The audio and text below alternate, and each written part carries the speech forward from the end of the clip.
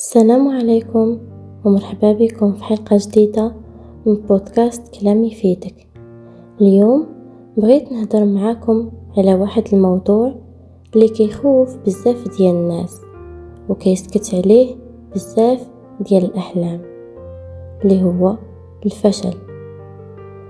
مجرد كتسمع هاد الكلمة كتجيك مشاعر صعيبة، خيبة، إحباط، حزن، خوف، وحتى الإحساس بأنك ما نفعتي في والو. يمكن رسبتي في امتحان، يمكن مشروع ديالك فشل، يمكن علاقة سالات، يمكن حاولتي بزاف وما لقيتي حتى نتيجة، وكتبدا هاد الأصوات في دماغك تقول: واش أنا ما كنسواش؟ واش ما عنديش الزهر؟ علاش الناس كينجحوا وأنا لا؟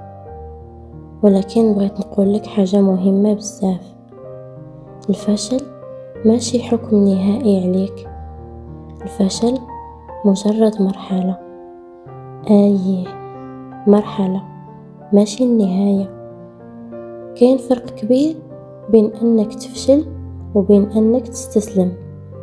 تقدر تفشل مرة، 2، 10، ولكن إلا بقيتي كتحاول راه القصة ديالك مسالاتش. علاش الفشل كيوجعنا؟ حيت حنا تربينا غالبا على فكرة أن الخطأ عيب. إلا طحتي خاصك تحشم، إلا غلطتي الناس غادي يضحكوا عليك، إلا خسرت راك ضعيف. ولكن الواقع مختلف. شكون فينا تزاد كيعرف يمشي؟ حتى طفل صغير قبل ما يمشي كيطيح عشرات المرات. عمرنا ما كنقولوا ليه وقف راك فاشل، كنعرفوا باللي الطيحة جزء من التعلم.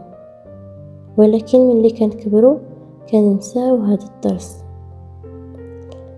أكبر الناجحين فشلوا قبل النجاح. شحال من شخص ناجح اليوم مر من فشل؟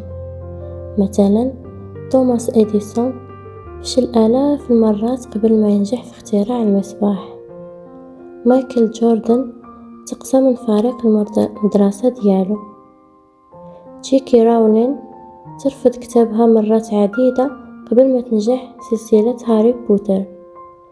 الفرق ما كانش أنهم عمرهم ما فشلوا، الفرق هو ما خلوش الفشل يحدد شكون هما. كيفاش تحول الفشل للنجاح؟ هذا الجزء مهم بزاف، خليه معاك. أولا، حبس جلد الذات. أول حاجة خصك توقفها هي هاد الجمل: أنا فاشل، ما نقدرش، عمري ننجح. الفشل في موقف ماشي في الهوية ديالك. بدل أنا فاشل، قول هاد المحاولة ما نجحاتش، غادي يشكل هاد الشي فرق كبير. سول راسك شنو تعلمت؟ كل فشل فيه رسالة. سول راسك فين غلطت، شنو كان ناقص، شنو نقدر نبدل. إلا خديتي الدرس راه الفشل ولا أستاذ، وأحسن أستاذ مرات كيكون هو الألم. ما تقارنش راسك بالناس، هاد المقارنة كتقتل الأحلام. كتشوف شي واحد ناجح وكتقول شوف فين وصل وأنا مازال، ولكن انت ما شفتيش الرحلة ديالو، ما شفتيش الليالي اللي بكى فيها، ما شفتيش الإحباط ديالو، ما شفتيش السنين ديال التعب.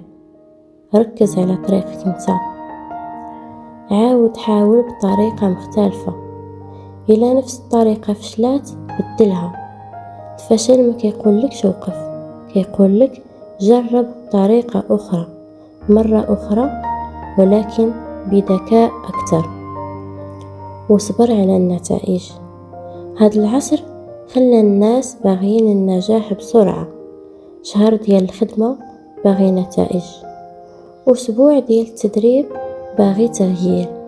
ولكن النجاح الحقيقي كيتبنى بالتدريج، شوية بشوية، نهار على نهار. دير الانضباط بدل الحماس فقط.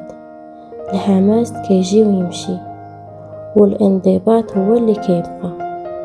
كاين نهار غادي تكون متحمس ونهار لا، ولكن واش غادي تخدم غير ملي يكون عندك الحماس؟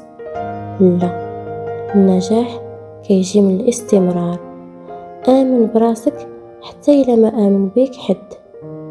مرات أقرب الناس ليك ما غاديش يفهموك، يمكن يستخفوا من الحلم ديالك، يمكن يحبطوك، ولكن خاص صوتك الداخلي يكون أقوى. قول لراسك يمكن اليوم ما وصلش، ولكن غدا نقدر نوصل. رسالة لكل واحد حس براسو فشل: إلا انت دابا كدوز من مرحلة صعيبة، اسمعني مزيان. الفشل اللي عشتيه يمكن هو الحاجة اللي غادي تبني منك نسخة أقوى. يمكن الله ما عطاكش داك الشي دابا حيت مازال كيوجدك. يمكن التأخير ماشي رفض، يمكن غير توقيتك مازال ما جا. كاين واحد الفكرة بغيت نختم بيها: مرات الحياة كتكسرك ماشي باش تهينك ولا تنهيك، ولكن باش تعلمك كيفاش تولي أصلب. إلا طحتي نوض، إلا بكيت مسح دموعك، إلا فشلتي تعلم، ولكن ما تستسلمش، حيت الفشل ماشي النهاية،